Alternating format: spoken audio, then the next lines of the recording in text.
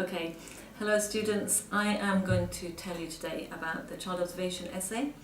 The details of the essay are fully outlined on page 8 of the guidance, but what I want to do is to highlight to you some key messages that might be helpful for this essay. And I suppose to start, we know that this essay is often a new experience for students who've not done child observation before. So I would say there are 3 key things that would be helpful to begin with.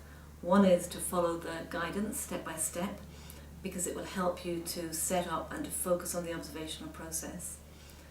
The second is to really use your seminars to help you develop your thinking, to develop your ideas, and as you do that you can begin to integrate theory and think about, I suppose, how you understand meaning.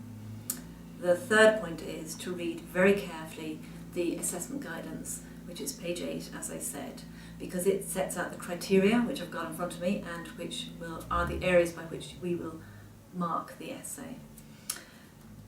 So rather than repeat what's here, what I will emphasise is a couple of key points which will make the essay more manageable for you. So the first is to say it's an experiential process. It's about how you experienced individually the learning process of doing a child observation and developing your understanding about that. So every essay will be different and it will be unique to that student. It is a formal academic essay, so it needs to be structured clearly. Also, because there are only 2,200 words maximum, you need to really be selective about what you put in this essay. You can't put everything you learned in it, there won't be space. However, what you can do is identify your key learning points and the key theoretical ideas and link them to the assessment criteria. That will help you maximise your marks, but also develop a kind of more coherent, cogent argument which meets the criteria, because that's what we've got to mark against. Usually students find the process of setting up and doing the observations quite a challenge initially because it's unfamiliar, they get anxious, and that anxiety can sometimes make you more anxious about the essay. What I would suggest is that you discuss that anxiety in your seminars, but don't let it get in the way of your learning. Actually learning about your own process, learning about anxieties is part of the expectation and something that you can write about and gain lots of good marks for. It is an interesting learning experience. Students always identify valuable insights that they experience about children, reflective learning, and actually really increased and enhanced self-awareness.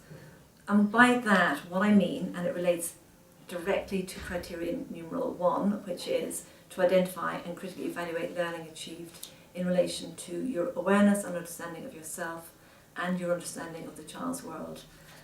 And what I've got here in my notes is that this may relate to a number of different things. For example, you might become aware that you, in observing a child and trying to tune into that child, have lots of barriers and distractions. That's valuable learning in itself because it will help you think about yourself and what gets in the way when you are maybe anxious in an unfamiliar situation. The kind of thing that could easily happen in your placement and in future practice. You may also find that through the observational process and reflecting on it, that you will become more aware of how you perceive children, what your pre-existing assumptions are, or what influenced you, for example, from your own childhood, from your own background, be that cultural, religious, related to your own generation or age, or the setting in which you yourself were brought up in. All of those things will inform how you see the child that you see, but also your understanding of yourself. So we want you to be able to think about these things, and we want you to be able to make some links with them and theory.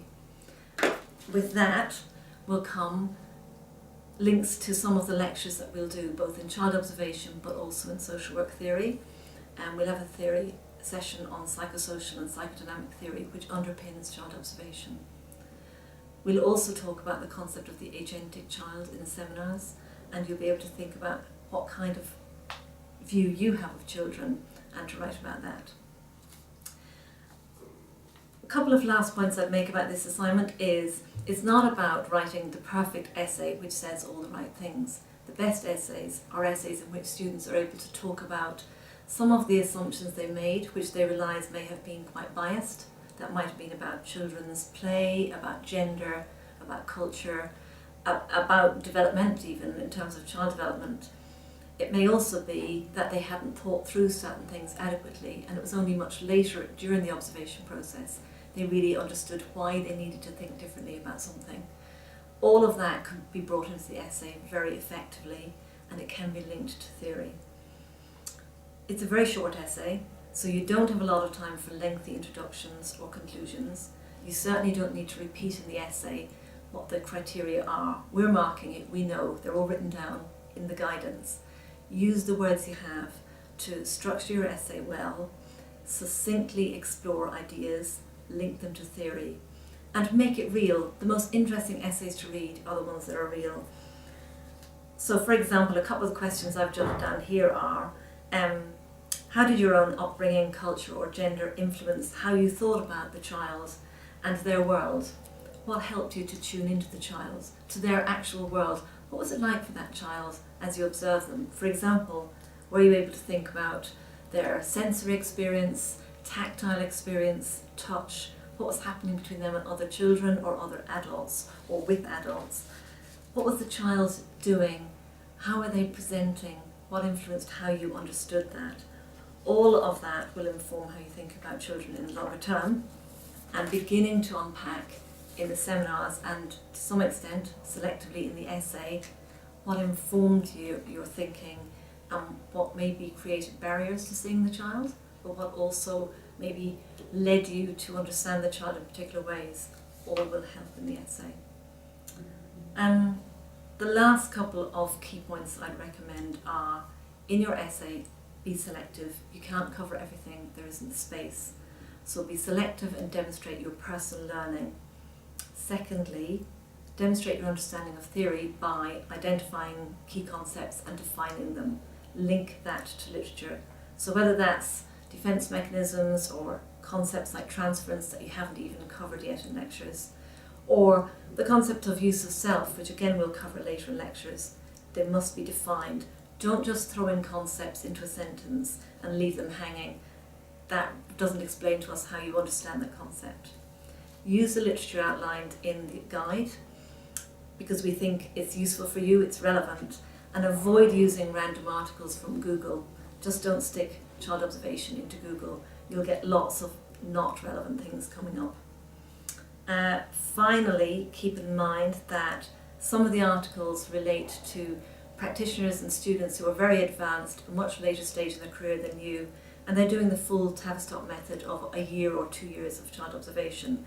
So be aware of the context in which you're doing this as a modified version of the Tavistock model. I think that's possibly all I'm going to say. So if you have queries, use your seminar facilitators, go back to the guidance every time and think about the basics of putting together your essay in a structured way. Good luck.